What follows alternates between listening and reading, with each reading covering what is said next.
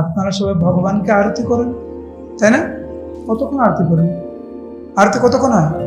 তো বাড়িতে আপনারা 8 ঘন্টা আরতি করেন, সংসারে কতক্ষণ আরতি করেন? অনেকটা বেশি হয়ে যায় না?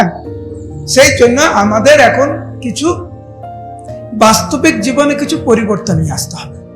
যে এতদিন আমরা যা করে আসছি নিজের জন্য করে আসছি, এই গৃহ যাকে আমরা বলছি, সংসার যাকে আমরা বলছি, এর চিন্তাধারাকে পাল্টাতে হবে। এটা কৃষ্ণের গৃহ। কার গৃহ?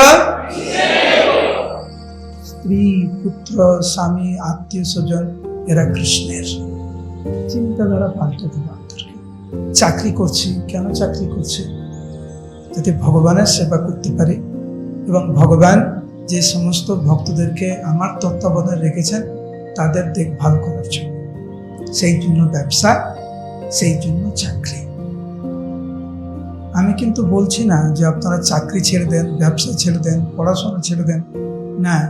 যারা যারা তোমরা আছো ছাত্রছাত্রী, আমি বলবো তোমরা যেহেতু ভক্ত ছাত্রছাত্রী, তোমরা ভালো করে পড়াশোনা করো, যাতে ভবিষ্যতে বড় হয়ে প্রচার কার্যে তোমরা সাহায্য করতে পারো।